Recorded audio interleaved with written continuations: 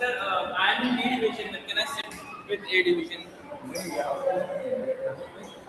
आप भी टीचर है नहीं, यहाँ तो कोई टीचर नहीं है।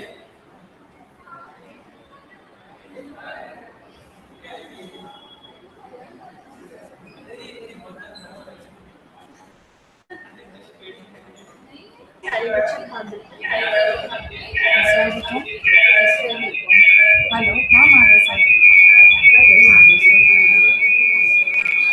Mahadev sir, can you please mute yourself? Camera Mahadev sir, can you please mute?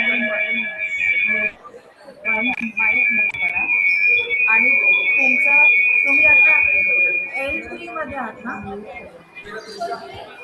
तुम्ही L3 मध्ये आहात ना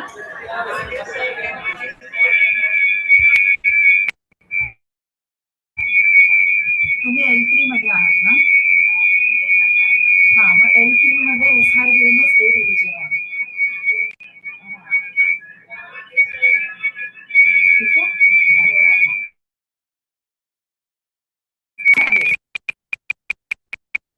स्पोर्ट्स लेक्चर नाहीये त्यांना वाटत असेल तुम्हाला बघून स्पोर्ट्सचं लेक्चर आहे म्हणून ते कन्फ्युज आहे हा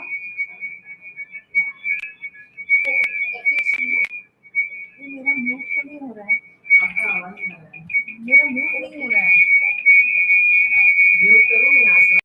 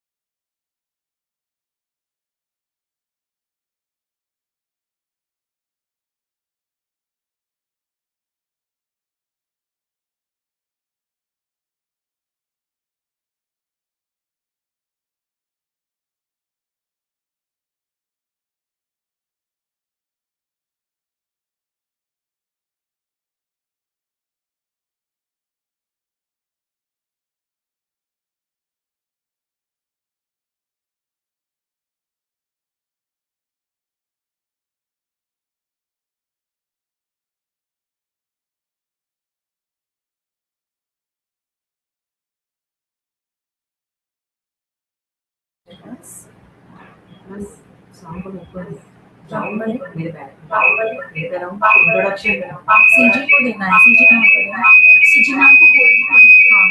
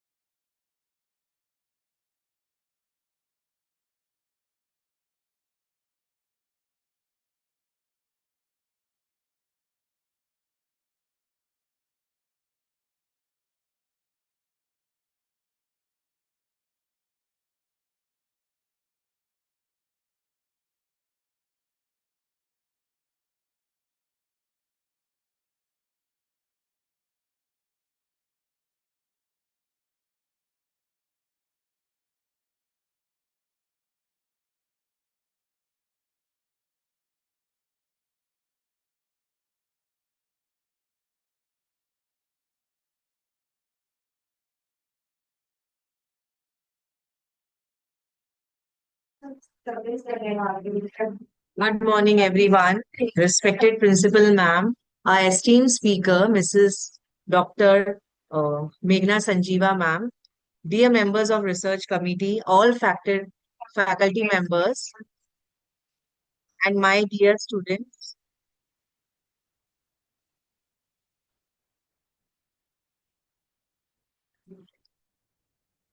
On and all my dear students. On behalf of the Research Committee of St. Andrews College, Arts, Science and Commerce, I extend a heartfelt welcome to each one of you for today's session on plagiarism. We are truly delighted to have an expert with us today who will guide us through this important aspect of research process.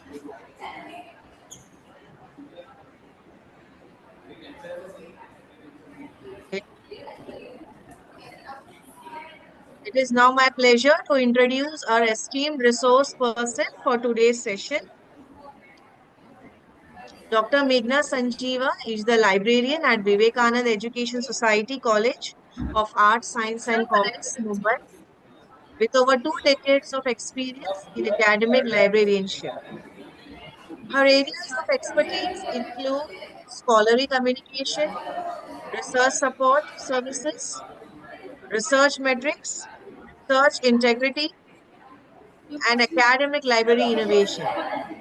She holds a master's degree and PhD in library and information science from Ascendity Women's University and had published extensively in peer-reviewed journals, conference proceedings, and book chapters.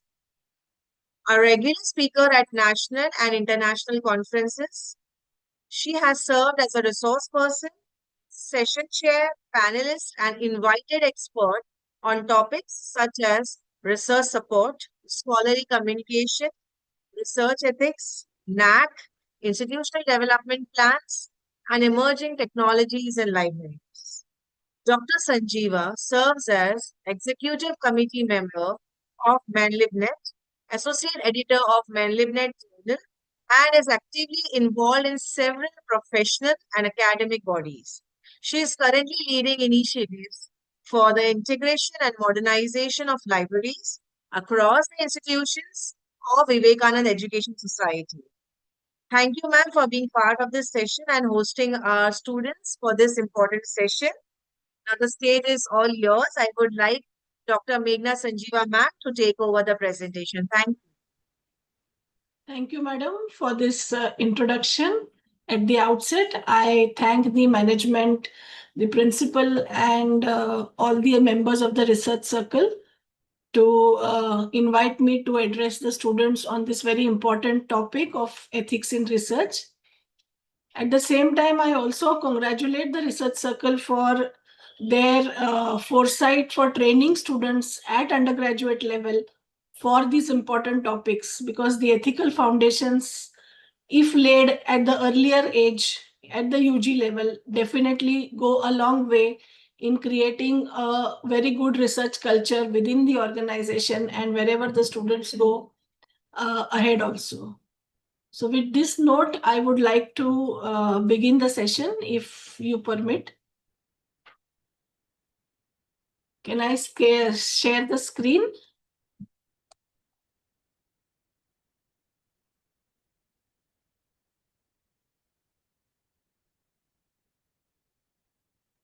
Yes, ma'am. Yes, ma'am. Yes, ma'am.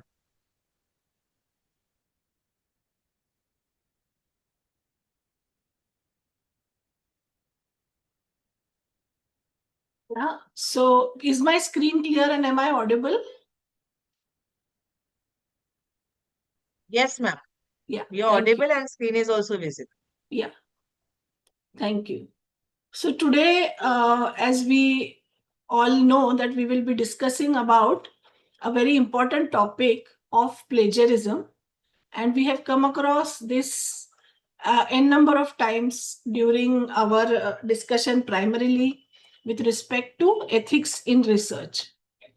So what I would try today is to give you a brief overview of generally why research is important and why it is very essential to carry out the research ethically, understand the term of plagiarism with its various forms, some of the famous cases, why it is so important, and what could be the consequences. Definitely, the most important thing is how we can avoid plagiarism. And today we are also coming up with several important issues with respect to AI usage, not directly connected to plagiarism, but something that cannot be our own creation. How do we cite the resources so that our document can be similarity free? Some of the do's and don'ts, which are the current softwares that are in use, and a brief summary of the overall talk. So this is how I plan to go about the entire session. We can have question and answers as the students come across or towards the end of the session. Okay. So why do we really conduct research? What are the important needs? First is it's a very important tool to gain knowledge. Okay, when we want to start something, we do not know about that area and we want to understand, increase our understanding with respect to that particular topic.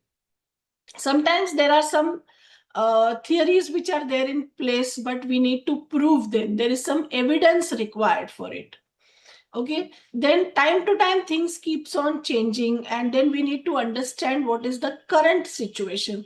We want to gather precise data about it. Okay, it is also a means to evaluate certain opportunities. So whether to take up this particular project, yes or no, before that I need to understand what it is. Before I want to set up a business, I want to first understand what is the market, what are the things, who are the players. So this is also a basic research that I need to do to find out the opportunities, to evaluate the existing opportunities. Definitely as a part of academics that all of us need to do, but it has to contribute. So it can be a kind of an accent research to understand, to compare two groups. Okay, so these research skills are important constantly as we are not only doing academic work, also in the world of work, also when we are involved in some kind of entrepreneurship or business and so on, because it's a means to evaluate or understand something deeply, to gain knowledge into something, to get the perspectives of the particular thing and the current idea of the situation. So this is why primarily we conduct research.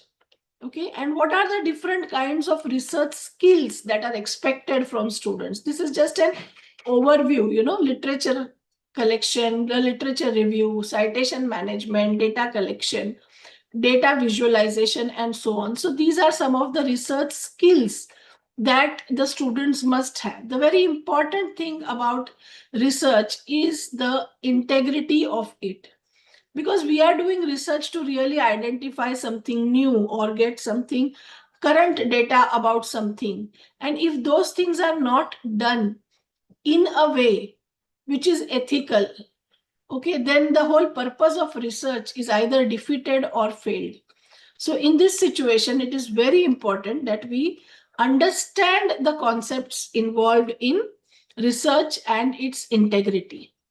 So when we say that what are ethical practices, we first need to understand what is a kind of acceptable behavior and what is an unacceptable behavior with respect to conducting research. So ethic refers to the discipline that studies standards of conduct. So it's a part of philosophy, law, psychology overall. So by law, certain things are not to be done. But ethics is something even subtle. There we need to understand what is an acceptable behavior and what is not an acceptable behavior. So with respect to research, all these things become very, very important. So there are certain ethical practices with respect to research that we all need to understand. So what are the core principles? When we say that we need to understand what are the different types of research ethics, so it is honesty. So whatever data that we get, we must report it honestly and truthfully. Okay, we must avoid any kind of bias in our research. Sometimes if we do not get the data as we had expected, people fabricate the data or falsify the data, which is definitely not in the interest of research. We must not be doing it. So honestly, openness, the objectivity, any kind of bias in research has to be avoided. We have to take responsibility for all the concerns that are related to it. We have to maintain certain confidentiality and consistency throughout our research. In case we are handling any animal or human subjects, there are certain protocols, certain do's and don'ts that have to be followed for doing. There is a concept of informed consent that all of us need to be taking when we are asking somebody to give in their views or opinions in a questionnaire or an interview. Before that, we have to briefly make them aware of what is this research, for what we are conducting, and how their names will be protected, their identity will be confidential. So this, and they have to know that they are participating in such kind of project or such kind of research. So that is an informed consent. So when the pharma industry conducts a lot of third party trials and so on for certain drugs to be launched, also when they are using, when that they are being administered those drugs, the patient should be fully aware of. If you are doing some kind of research in psychology, you must explain to the subject or the participant that this is the basic objective of the research, why we are doing, how your confidentiality will be projected, how the results of this research will be used, and so on. So these are some things that have to be very explicitly be mentioned to all the participants. So animal care, human subject protection are very, very important. At every step of research, you must ensure that whatever contribution you are using of others, or whatever literature or theories, concepts that you are taking from others for your work will be credited. This is the simplest way to avoid plagiarism. And when we are publishing our research results, then it is not only with the objective to publish anywhere and just something, but we have to ensure that we publish also in standard academic platforms or standard academic journals. So these are some of the core principles of research ethics that all of you have to be aware of. And coming to our topic today of what is plagiarism, from where does this term come from and why is it so important in research? I'm sure most of you are very familiar with this term plagiarism. Okay, so in very simple terms, plagiarism is something like stealing. It is academic stealing, to steal somebody else's ideas or words and pass them off as your own is defined as plagiarism. It has a Latin origin, and the term literally means a kidnapper. So when we say that the content is plagiarized, that means that we have just taken somebody else's work and are passing it off as our own work. It's a kind of an intellectual theft, an academic stealing, okay, which without any acknowledgement to the person who is the original creator of the work, if any kind of work is used, then it is treated as plagiarism. Now, whether it is limited only to words and phrases, or it is limited to ideas, or it is limited to data, it has to take different forms. It takes different forms. So even if you are using somebody else's research data without permission or acknowledgement, if you are using the words, literally copying them without summarizing or paraphrasing, very close to the way the author has written, or you are presenting somebody else's ideas as your original thinking, all three of them will be termed as plagiarism. So it's not only about words, but it is also about data, ideas, and the concepts. So we need to be very sure that whenever you are using anybody else's ideas or words or phrases, anything, we have to give them due acknowledgement. Okay, what all come under the ambit of plagiarism? When can you say, see, how can you avoid plagiarism? The first and the very important thing is you must understand what can be counted as plagiarism. Sometimes the idea is not to intentionally copy something, but it is our lack of awareness that this can also come under plagiarism, and that is why we end up doing it. Our intention is not to copy, our intention is not to misuse, but we never imagined that this could also be counted as plagiarism. So the very first step in understanding is you have to understand the concept and you have to see what all can be counted as plagiarism. So when we are using somebody else's work as our own without giving any credit, copying words, failing to put quotation marks, okay, giving incorrect information about a quotation source. So suppose a particular quote is from an author X and you have not cited author X, but just from some AI tool or from some Google website, which is not correct information, you have used somebody else's name, that also will be termed as plagiarism.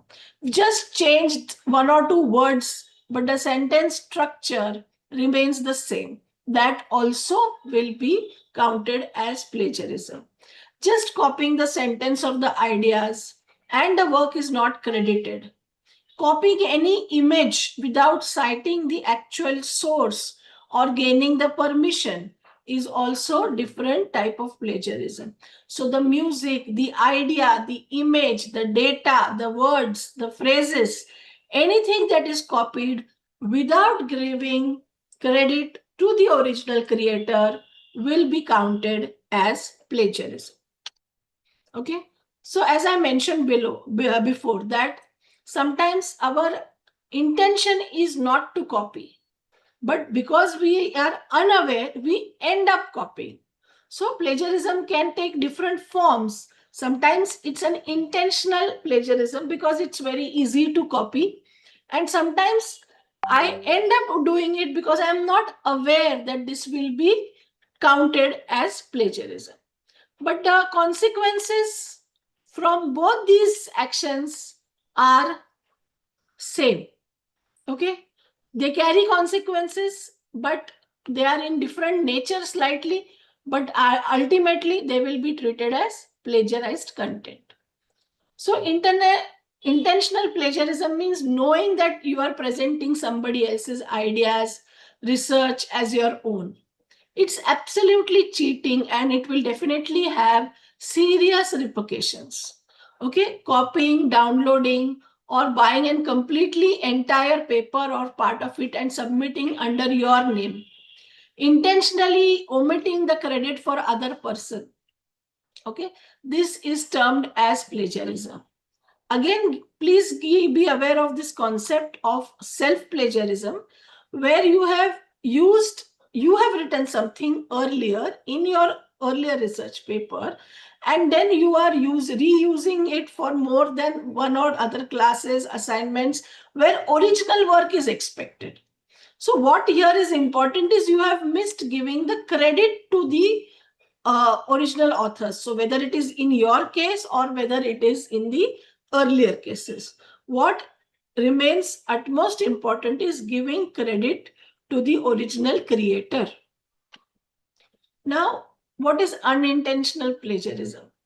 It just comes because we do not follow certain principles. So academic writing is a very serious affair and it has to be taken up quite seriously.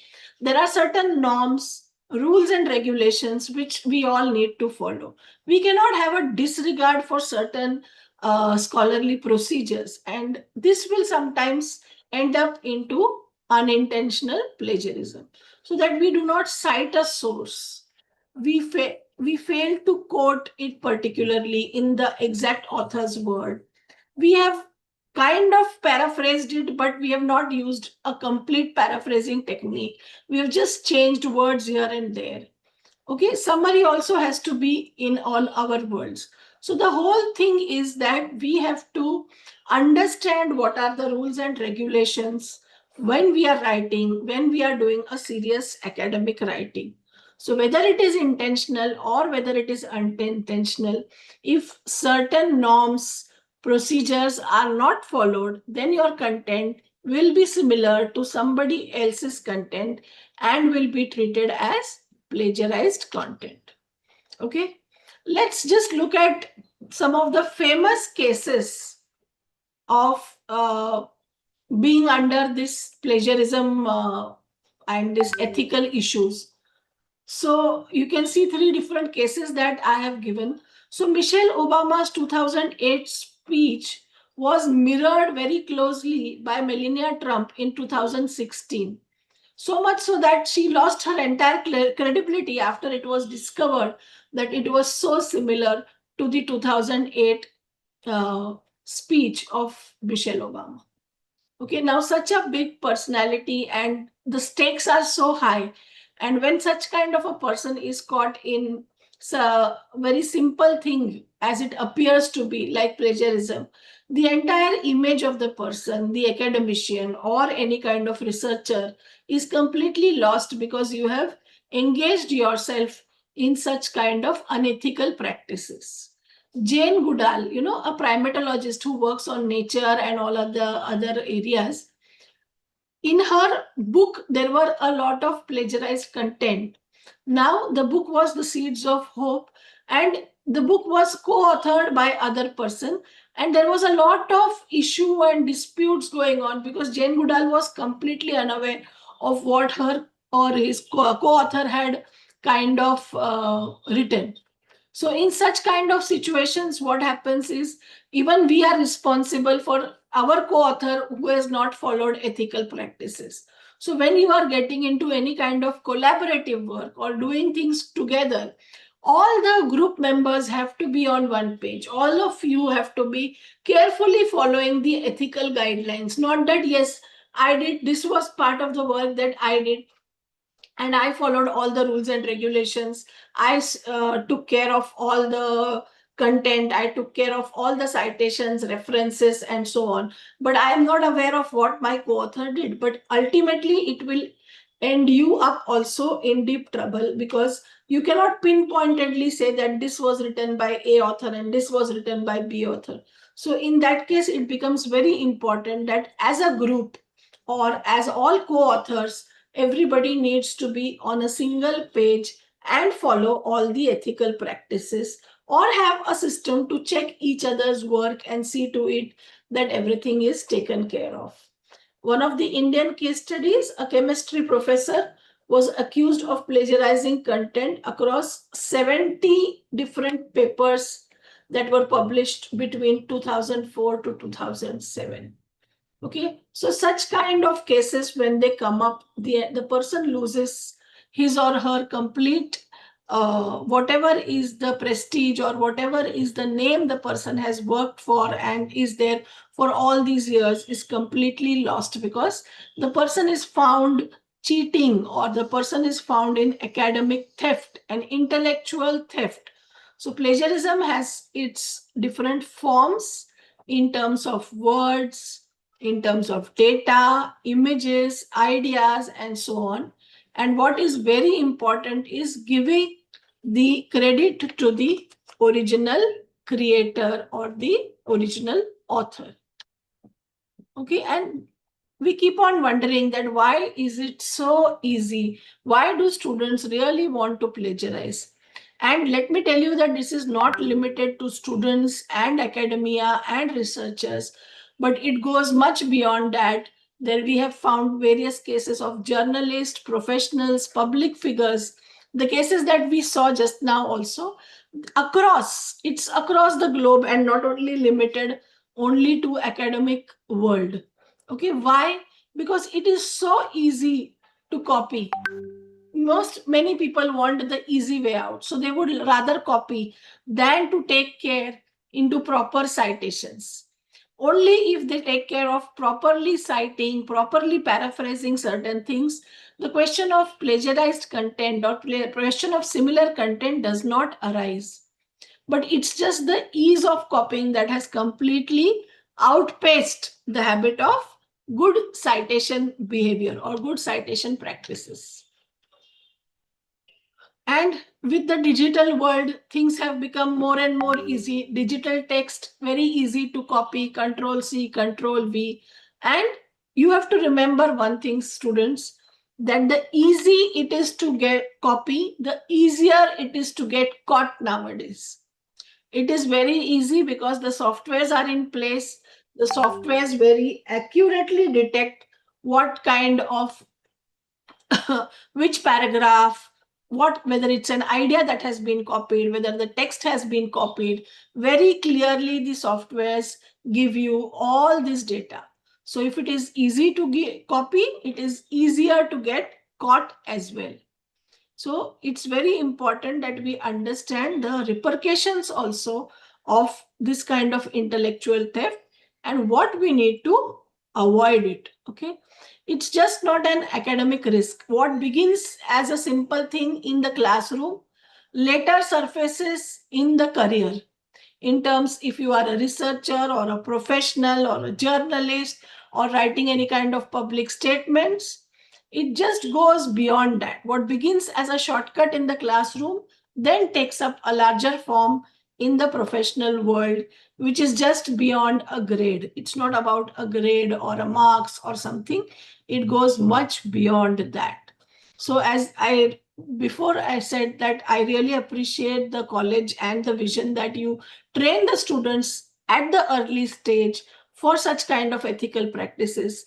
This kind of ethics in research or research methodology kind of sessions will go a long way in your career if your foundations are very clear right at the beginning. So why do we understand? First, we need to understand why it is wrong. We understand that stealing something from anybody is definitely wrong. So when you copy, you are cheating yourself because you are expected to create something original. You are not doing that. So you are very much cheating yourself. By the whole process, you are limiting your own learning.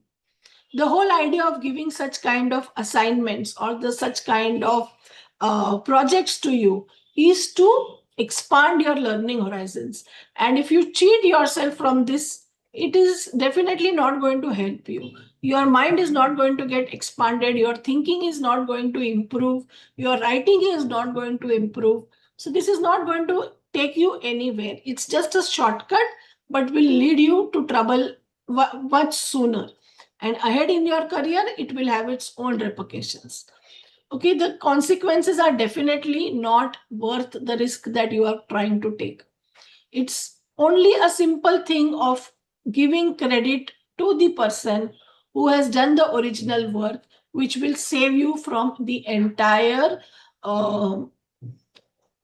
concept of similarity, and it will keep your content plagiarism free. Okay. So whatever you are doing has to be your own original writing, and wherever you have taken help, you must cite the particular author. And no kind of institution definitely accepts any kind of cheating or any kind of unethical behavior. So right at the beginning, please understand that though this concept is there as a very important concept in research ethics, it is very simple. Two things that you need to be aware of. One is what can be counted as plagiarism and how you can avoid it. And to avoid it, there are different steps. But for one and only most important thing that you must remember is to give credit to the original creator. Okay. The student loses his reputation in terms of suspension. Okay, when a professional, his career is entirely being damaged, when the professional is found to be a part of any kind of misconduct like this. Institutions where more and more people are engaged into this, their degrees will be questioned. The entire existence of the institution can come under a very bad light.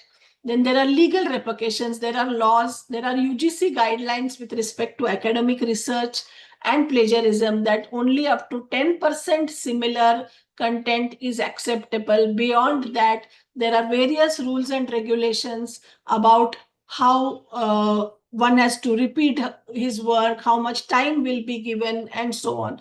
So there are UGC guidelines very clearly with respect to academic research for your theses, dissertations, projects, research papers. We have to be very careful that what are the different rules and regulations. The UGC 2018 guidelines serve as the most important guidelines for all of us in academia. Okay, so then there are fines, retractions, and loss of funding and so on if a researcher is found doing all these things, so on and so forth. How can we really avoid plagiarism? Okay, as I mentioned earlier, what we need to be aware of, what will be counted as plagiarism, and how we can really avoid plagiarism.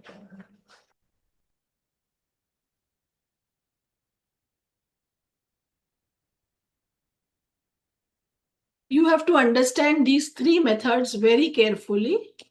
Okay, that is paraphrase, summarize, and quote. We will look at each one of them separately because these are the three methods in which we can avoid plagiarism. What is paraphrasing? Paraphrasing is restating the author's ideas in your own words, in your own sentence structure.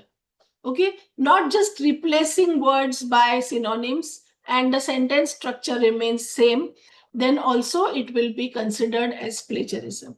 Here we have to restate the author's ideas in our own words, in our own sentence structure. That will be actually paraphrasing the content.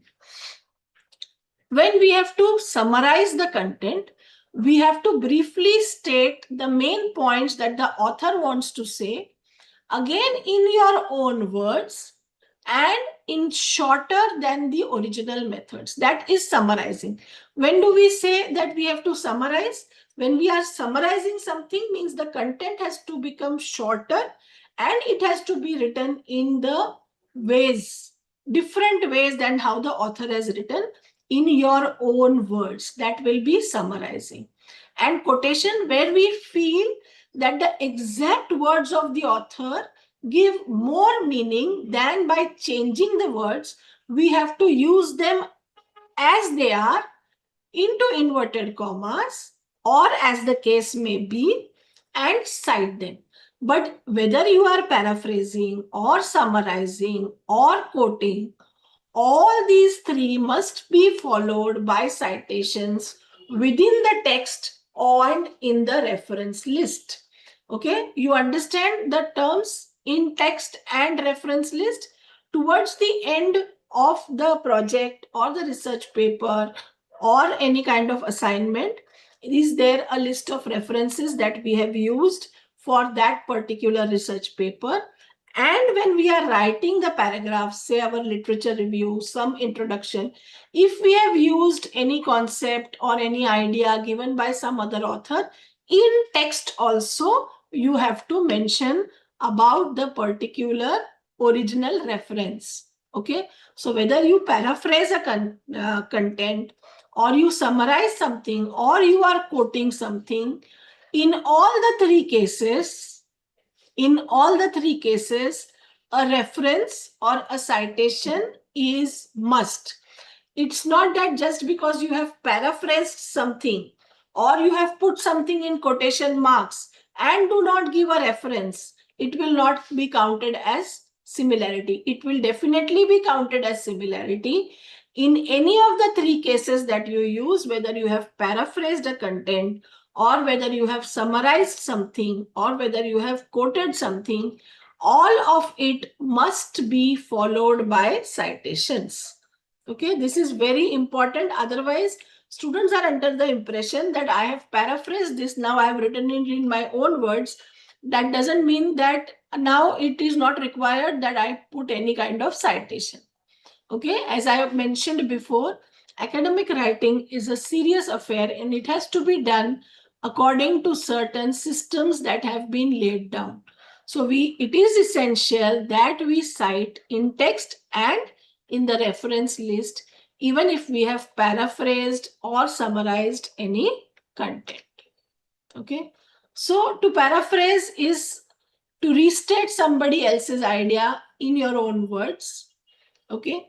And it can be very similar in length to the original one, or sometimes only paragraphs, or by we just want to mention some paragraph in our own words.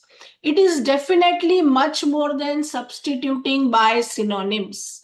Okay, just one or two words are changed and we feel that we have paraphrased it, then it is very incorrect. It is not so. We need to understand the meaning of the sentence. We need to understand what the author is trying to say, and in the same level of detail as the original, but in a simpler way, we try and explain it in our own words. Just by replacing one or two words here and there does not mean paraphrasing.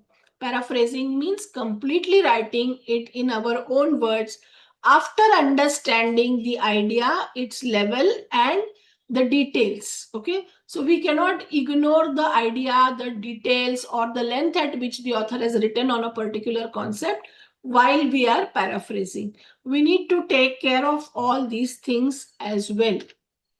Okay, so just look at this simple paragraph as an example to understand what I'm trying to say. Okay, there is this, you all can read, there is this original, you can see original Severin and Tankard, a news where they are saying a particular paragraph.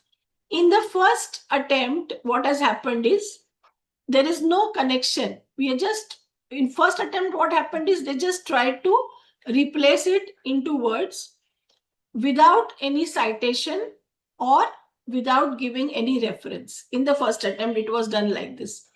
Was it plagiarism? Yes, it was plagiarism. Okay.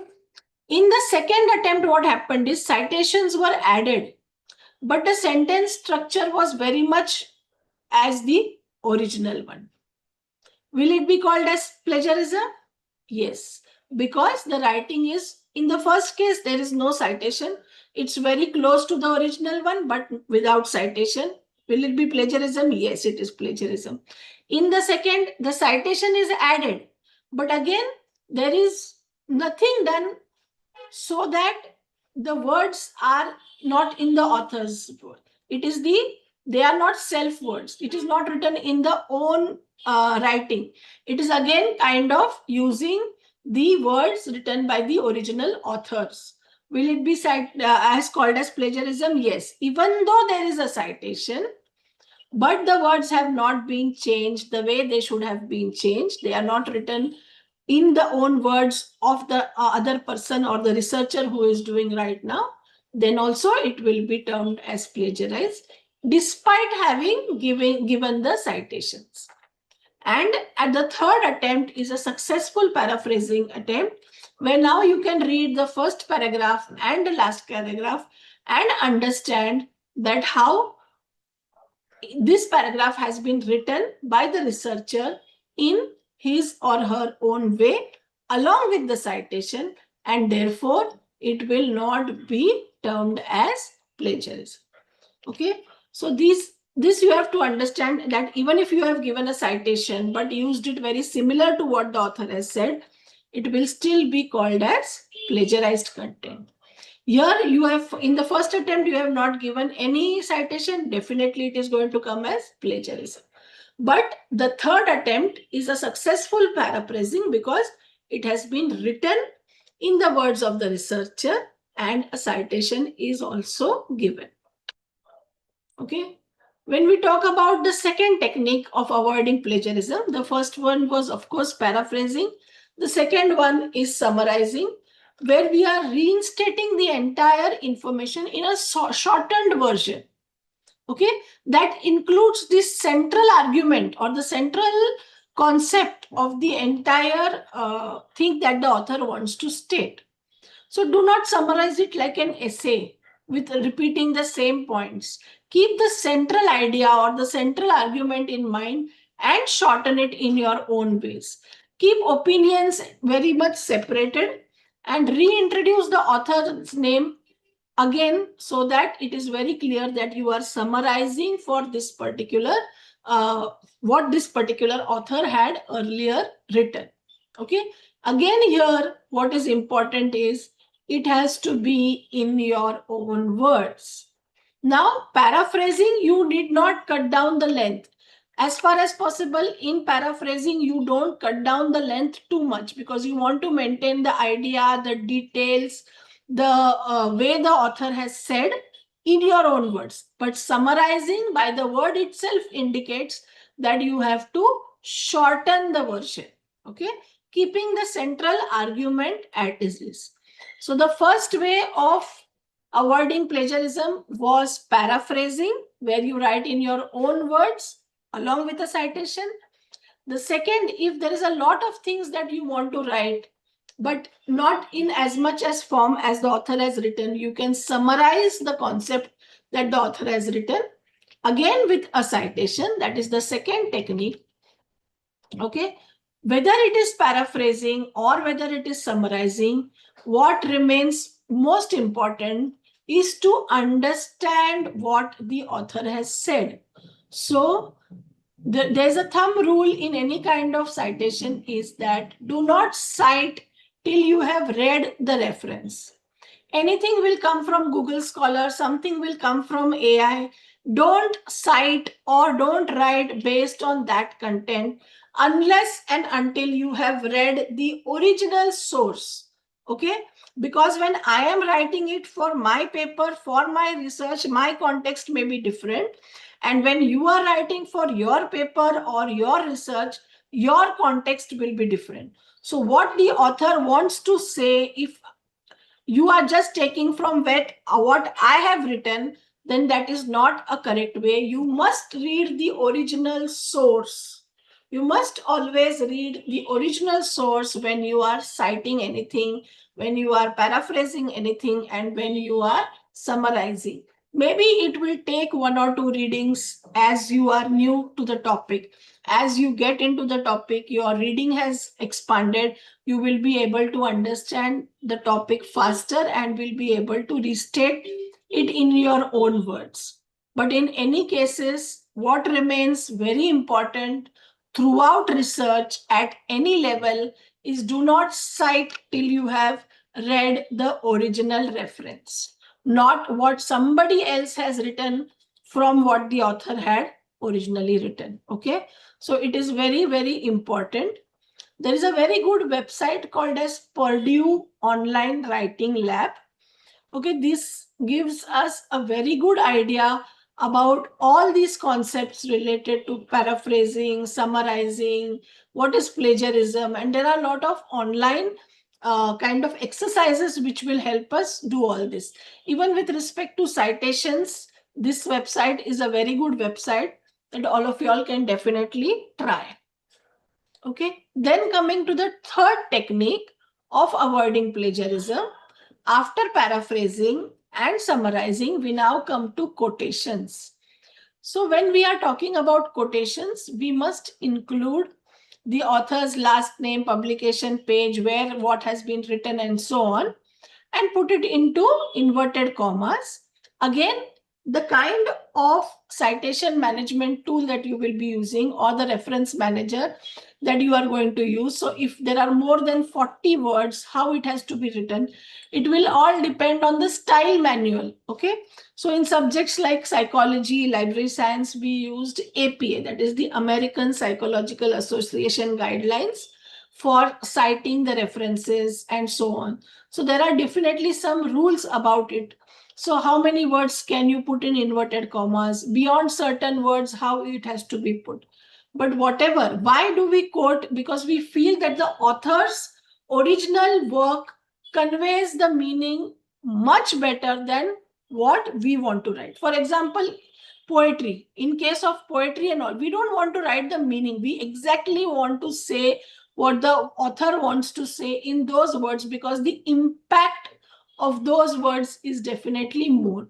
So wherever we feel that the impact of the words of the original author are going to make much more effect on the readers, that time we will be using quotations, and there are certain rules and regulations to use the quotations and the quotation marks as well.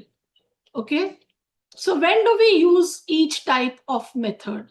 So when do we paraphrase? When the message is more important than the exact word. Okay, and this is the most common form of writing. In academic writing, we use a lot of paraphrasing. Okay, when the individual words matter as much as the message. So whether it's a legal text, whether it's a poetry, whether it's a memorable phrase, okay, we feel that it is good to quote because those words matter more. Those words have more impact. Okay, and when we want to condense a large amount of relevant source or relevant information, for example, while writing a book review and so on, at that point of time, we will summarize. So each method, when it is used and why it is used, has to be very clear to you, because these are the 3 ways in which we can avoid plagiarism. We need to paraphrase, we need to summarize, we need to quote, and all 3 followed by citations. This is something that you have to remember. Okay. Now, what has to be cited? Sometimes students feel that okay, yes, I understand I need to paraphrase, I understand I need to summarize, I understand that I need to give credit to the person who has written, but what all has to come under citations? So whether it is words, ideas, data, images, all have to come under citation, whether it's from a book, from a newspaper, a TV program, or a website, or a conversation with another person. Anything that has to be done has to be cited. Okay, diagrams, any digital media you are going to repost, images, audio, anything that is there, it has all to be given the credit to the original creator. What can you kind of not give? So common knowledge, understand the term common knowledge. So folklore, certain common observations, certain urban legends. For example, the sun rises in the east is a very well established common knowledge. Everybody knows. You need not go to the paper that has proven that the sun rises in the east. So such kind of things which are termed as common knowledge can definitely not be cited.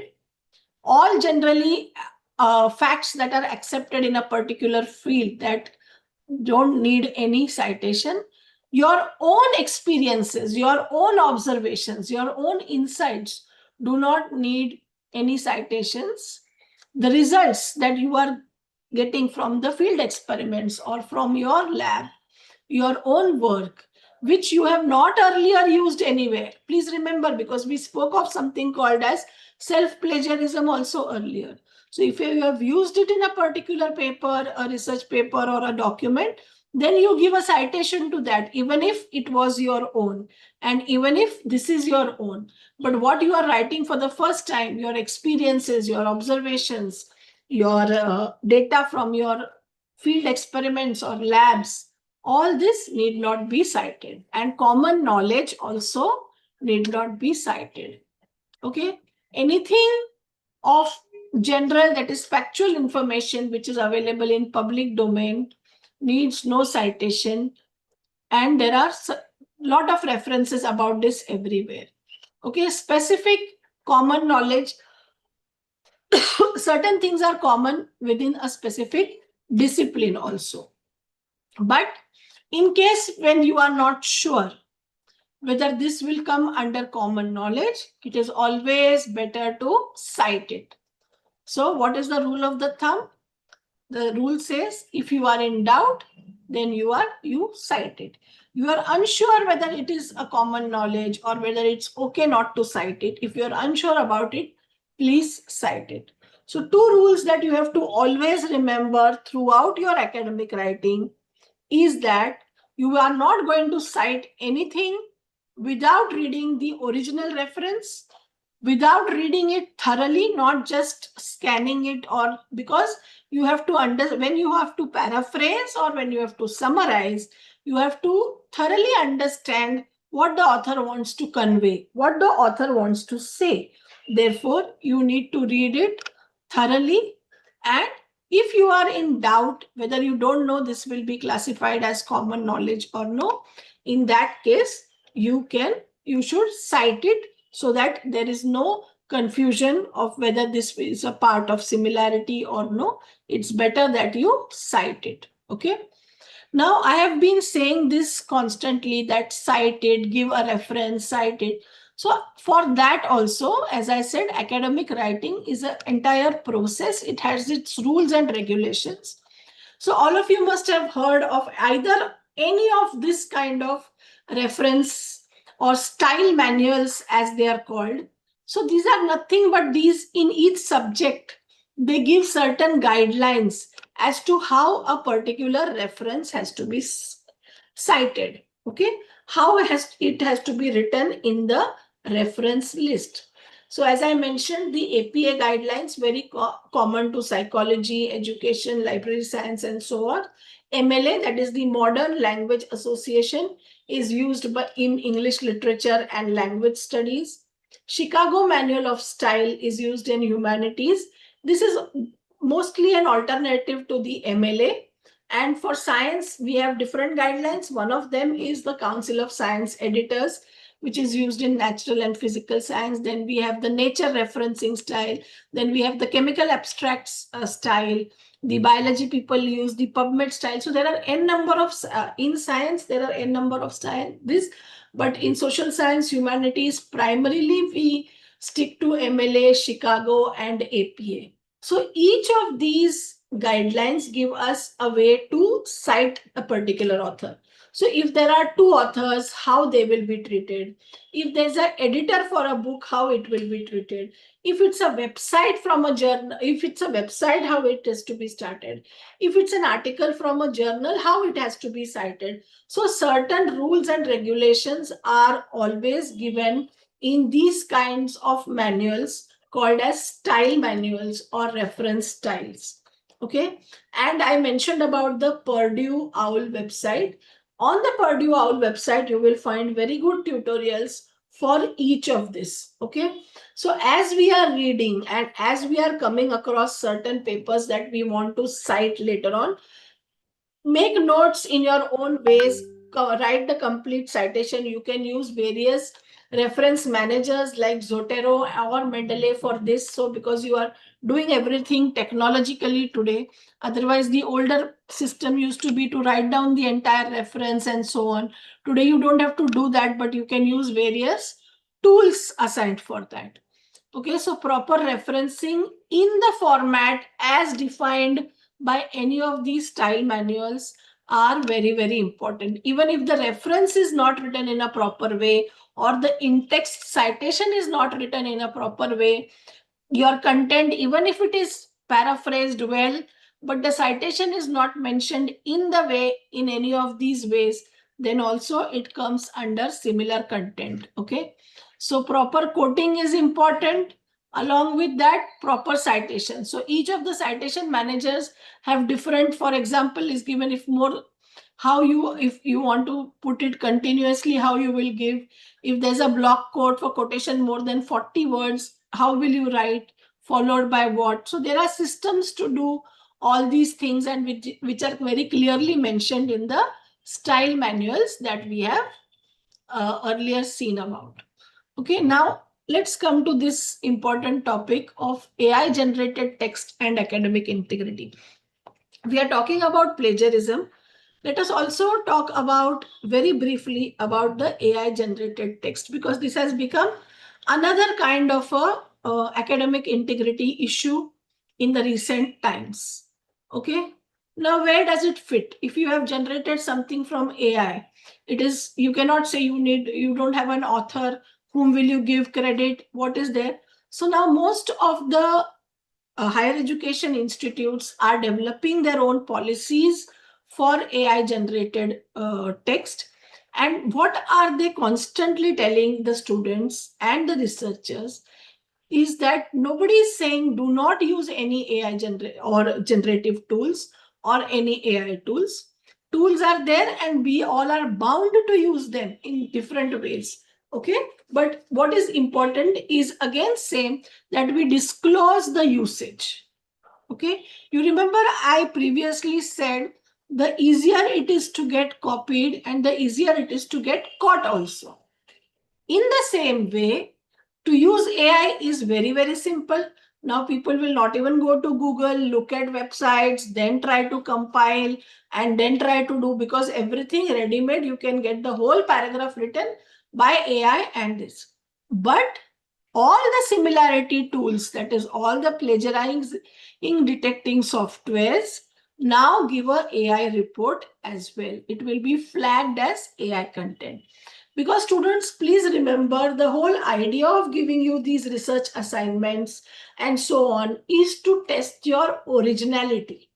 Whether you copy from someone or whether you copy it as an AI generated text, the whole purpose is getting defeated because nothing is your original writing. And therefore, there are certain guidelines that have been put in place by all the educational institutes that yes, you can use AI, but please disclose. Okay, please disclose for what you are using AI.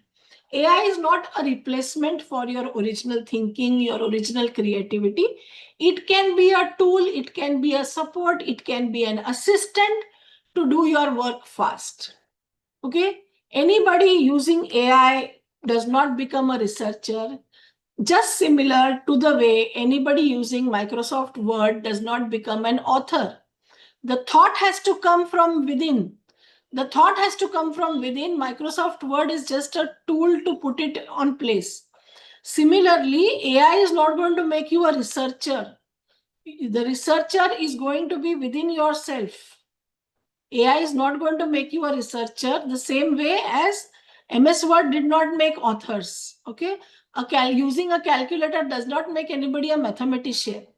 In the same way, using AI undisclosed is again a form of academic dishonesty. Okay, and tools definitely are helping the authorities detect what is original content, what is AI generated content, even if students use humanize AI. Okay, even if they use that, we are able to detect in different ways. And over and above anything else, I think the teacher very well understands what is his or her students writing and what is a writing using an AI tool. The teachers are very well able to distinguish that what is my student's original writing and what is the writing using AI. Again, I repeat myself and reiterate that there is no harm in using AI to polish the language, to have some kind of brainstorming done. But whatever AI you are using for, please disclose its usage. Okay? So there are various things that we discussed about. It will come up with false information. It can come up with false citation. Citations that do not exist, AI will generate that and give it to you. Do not over rely on any kind of AI generated text. You should have that eye to detect what is correct, what is wrong. Okay, so AI generators have their own disadvantage, but they will definitely flag what is AI generated. They will sometimes misflag also. Okay, and individuals, how it is being used and what are the policies at your institute, you must be knowing them very well. Okay, so AI use disclosure is very, very important. Sometimes it can be your full original work and you have just used AI to kind of polish the language, check the grammar and so on, which is absolutely acceptable. You are using AI to brainstorm, to outline, to edit. Some things you are helping, declare it. And something is absolutely undisclosed AI use. Again, this will be treated as academic dishonesty, copying, and so on. So while using AI also, the way in for similarity and plagiarism, we had this.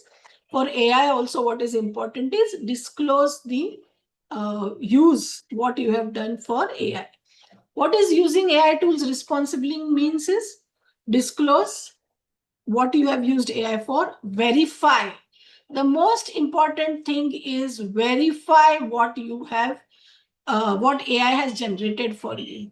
Check every citations, check every claim, because we all know AI hallucinates. AI is not giving facts. Even when we are using ChatGPT, it comes up with a statement.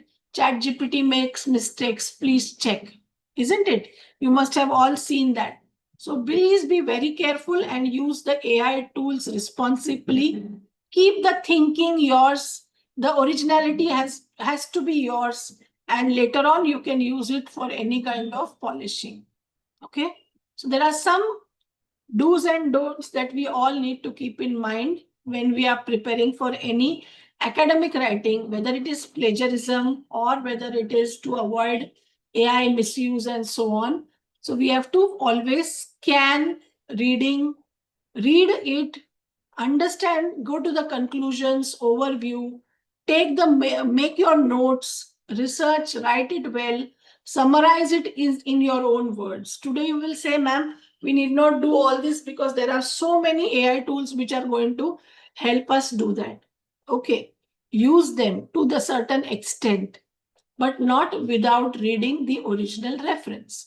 Use the original reference. You know, there is something that all of you are now familiar with this. It's too long. I have not read the whole thing. I will read only the small part of it now, and later on I will use it. So it has its own disadvantages. You feel you have saved a lot of time now, but you really do not know the central idea of the paper. You do not know what is the real message that the author is trying to give you, and you're just picking a particular paragraph and associating it with your paper. It does not help, because there can be something else that is there in the paper which you have missed.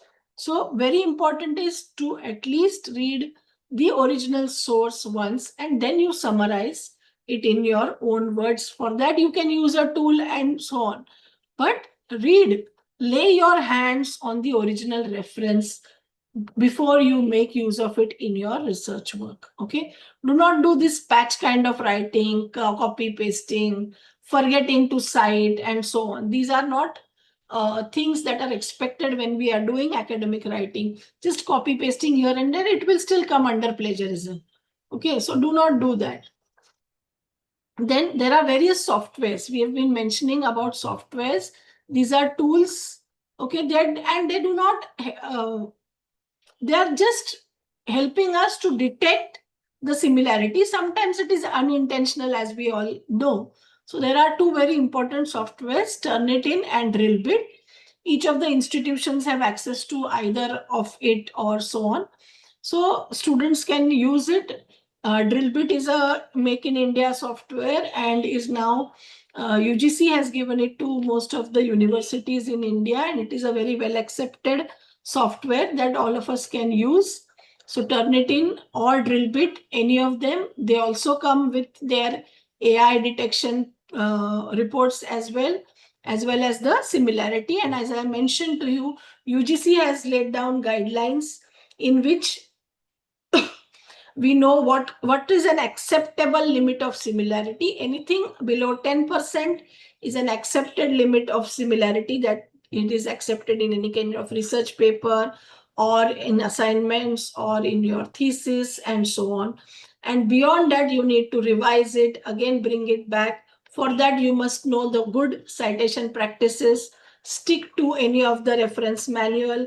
You can always use any reference tool like Mendeley or Zotero to keep all this to be done properly, using the technology to make it simple and saving your time as well. So what remains important here is to be conscious about ethical practices right from the early stages of career. Read original documents carefully, sometimes more than once if needed. Commit yourself to doing your own work. Take help of your teachers, your professors, your librarians.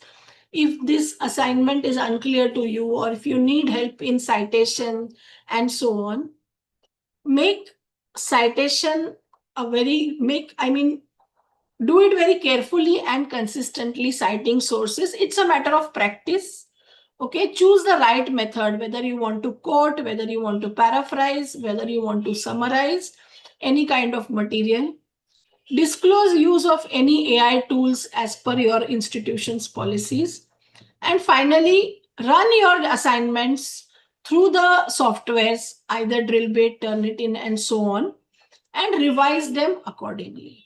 Okay, there are a lot of free softwares for plagiarism detection also, students, but to a large extent, I would ask you to avoid them, because in many cases, what happens is our data gets stored in their repositories, and then before it is actually published or actually submitted, it's a part. So it does not happen with all, but kind of it is, the risk is high. So please avoid using some of the free softwares.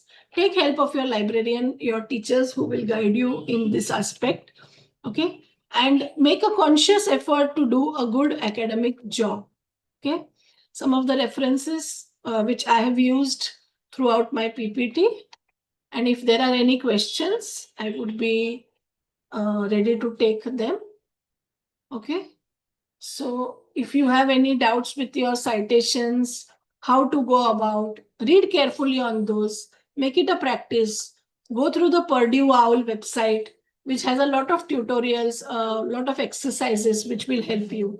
And only by doing over a period of time, your research writing is improved. It's not that one shot, one assignment, and you do a first class job. It is a matter of consistency, approach that you have to develop throughout to make it a good academic writing. Okay. With this, I have completed the topic, but if there are questions or if anybody would like to share something, we can have that if time permits. Thank you, ma'am. So, teachers, do you all have any question? Are students having any questions with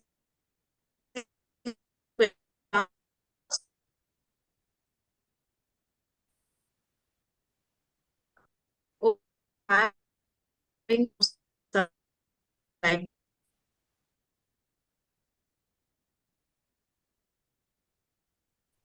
can we reuse our own previous assignments? Is that considered plagiarism? Pardon, I couldn't hear. Can we reuse our own previous assignments? Is that considered plagiarism? We can use them, but we have to give reference to it. That is what I Oh. mentioned in the self, when we are talking about self-plagiarism, you can use definitely, but give us a reference to it. Okay, and the other question is, how much similarity percentage is generally considered acceptable in Less academic than literature? 10. Less than 10%. Okay, thank you so much, ma'am. Now I would request our student, Miss Vinita Pujari, to give a thank you note to you for the session. Good afternoon, everyone. And today I would like to, on behalf of St. Andrews College, I would like to extend my heartfelt gratitude to our esteemed resource person, Dr. Meghna Sanjeeva. And Meghna ma'am, thank you for conducting such an insightful session on plagiarism. Your guidance has helped us understand that the importance of academic integrity and ethical writing. The practical tips you shared on avoiding plagiarism and maintaining originality in academic work will certainly help us become more responsible researchers and learners. I would also like to sincerely thank our management for their constant support and our principal ma'am for encouraging such meaningful learning opportunities. A special thanks to the organizing team for making this session possible, and to all the faculty members and students for their enthusiastic participation. Once again, thank you, Meghna ma'am, for your valuable time and My guidance. pleasure. Thank you, and Thank have a you. wonderful day. Thank you, Hina ma'am, for all the coordination throughout. Yes, thank you so much, ma'am, for this wonderful session. Thanks a lot. Okay, ma'am.